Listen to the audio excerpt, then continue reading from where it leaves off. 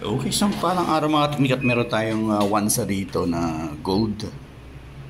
Ewan ko, 7 kilogram. Ang problema nila, nag-error 3, error code. Ngayon, tinest namin ngayon, gumagana naman.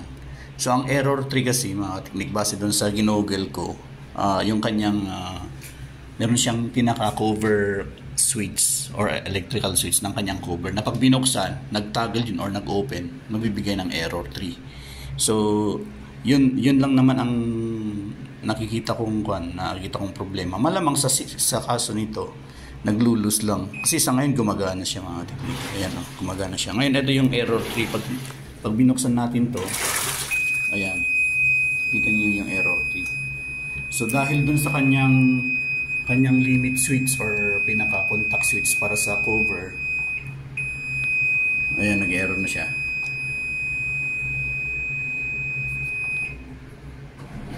Tutuloy siya ulit pag gano'n. Ang problema kasi kahit i-reset mo ng gano'n, darating ng punto na pag mag-spin na siya, di syempre dry na yung kwan.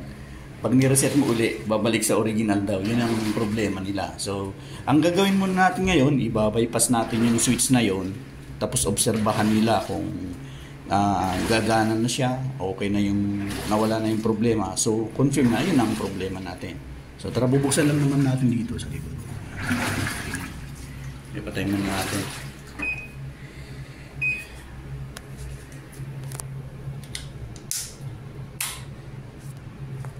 So ayan siya mga teknik. Pagkatapos nating tanggalin yung 4 na tornilyo, mula sa likod 2, tapos dito sa tagiliran niya, ganyan. So mali buong panel yan, magkakasama sila dyan mga teknik. So tatanggalin lang natin mga tornilyo rito para may access tayo dito sa kanyang cover switch. Yan, puso natin. So, ayan na po siya mga teknik. Kung titignan natin, meron tayo siyang 2 switch dito. Isa parang sa body switch niya to. Ito, yung pinaka-cover switch, ito naman mga teknik. Yun ang kumukonect po sa kanyang cover. Ito, makapansin niyo. Itong pan na to, itong tawag na ito, plastic na to. Siya ang magdidiin dito sa cover switch. So, ito yung ibabypass natin. Pansamantala. Kung confirm na ito yung problema, papalitan natin to. Papahanapan natin ng pyesa to bago natin palitan. Pero pansamantala, lang natin, jumper lang natin itong terminal na to. Nakita niyo yung terminal na yung 2. Yan. Yung 2 red na to. Jumper muna natin yan pansamantala para mapaapan lang natin. Gusto ko lang mapatunayan, kung ito ang problema. Kasi kung andun pa rin yung problema, kahit naka-bypass na yan, ibig sabihin sa system. Okay? Bypass natin. So, ito na yung switch niya mga kateknik. So, ito nga yung nangyari mga kateknik. Sinukat na ito ng multimeter. Hindi, nawawala na yung kanyang continuity. So, talagang kan na to, intermittent na to. So, tingnan nyo ha. Teka lang. Saksak ko lang yung terminal sa loob. So, ayan po siya mga kateknik. Nirekta ko na yung aking multimeter sa loob ng kanyang terminal. Yan. Tapos, i-con ko siya, i-switch. Yan ang mga teknik. So ayun nakateknik, nakatutok na aking terminal. Wala kasi akong holder ng camera. So pansinin niyo po yung sa kateknik sa multimeter dyan. Habang pinipindot ko to, yan, wala na siyang response. Wala na siyang response. Yan lang, yan lang yung response niya. Yan siya naglulus. Ayan, so confirm na sira na tong switch. Balik ko na lang, pero bago ko ibalik, i-jumper na lang natin itong mga teknik. Lagyan ko na lang ng wire, tapos hinang ko, then secure natin. Okay, so ito ka teknik, gusto ko lang siyang i-compare dito sa kanyang body switch. Ito yan, sa ngayon yan yung normal, naka short. Pero pag diniinan to, ayan mga teknik, pag diniinan nawawala. Tapos pag binitawan, yan, nagkakaroon. So, yan yung normal. Yan yung normal. So, ang gawin na lang natin, i-jumper na lang natin to, confirm sira. Kung sira to. So, nasa may-ari na kung gusto nilang bumili o hindi. Do, kuwan lang naman to, additional sa safety measure na pag naglalaba dapat hindi binubuksan. Pero kung aware naman sila na sira na yung kanyang cover switch, alam nila ang gagawin nila. So hindi big deal to mga technique. Okay, o di kaya option sa kanila kung bibili sila. Okay, power. Okay, PJ jumper na lang natin. Mga technique, ito pala yung code ng piyesang sira. Hindi ko na babasahin, basta bahala na lang kayo magbasa dyan. Ayan, meron pa siyang QR code. Okay, jumper natin. Tara. So ganitong gagawin na lang natin mga technique. Itong dalawang terminal na to, i-jumper na lang natin ng wire na ganito. So siya na, hindi ko may pakita ko pa. Basta ganito lang, hihinang ko lang yan mga technique.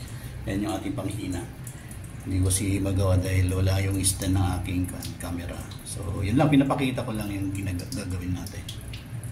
Okay, painitin lang natin yan. So ayan na po yung ginawa natin mga technique. Ginamperan na lang natin yung terminal na yan. So bago natin i-sarado, tester muna natin ng ating multimeter. So yung ating multimeter, dapat short na yan palagi mga technique.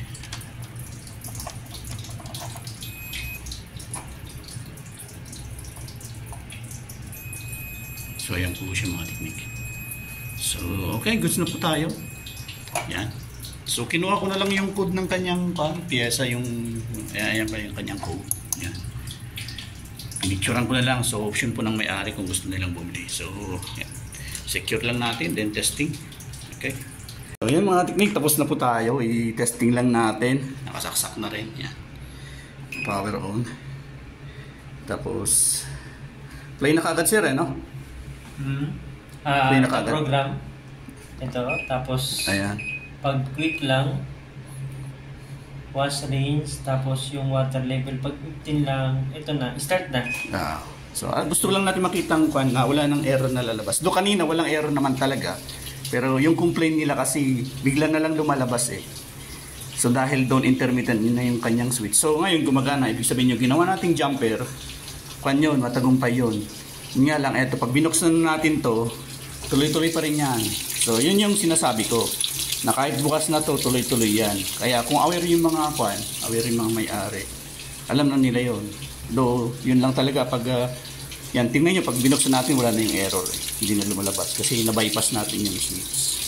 So, hopefully, tuloy-tuloy na yung paglalaba hanggang matapos, hindi na natin tatapusin. So, option na lang ng may-ari kung gusto nilang bumili ng piyesa na yon. Ang purpose lang natin yan is mapagan nila, magamit nila na hindi nagiging sagabal. Siyempre lahat tayo mga OFW, napakahalaga yung washing machine. Siyempre galing trabaho, pagod, salang mo lang yung labahin mo rito, pwede mo nang iwan kahit matulog ka na, pagising mo saka magsasampay. So ganun lang po mga technique. So hanggang dito lang tayo at more power sa inyong lahat. Don't forget to subscribe ang ating channel, Technique Lang By, at Technique Lang sa Facebook. God bless.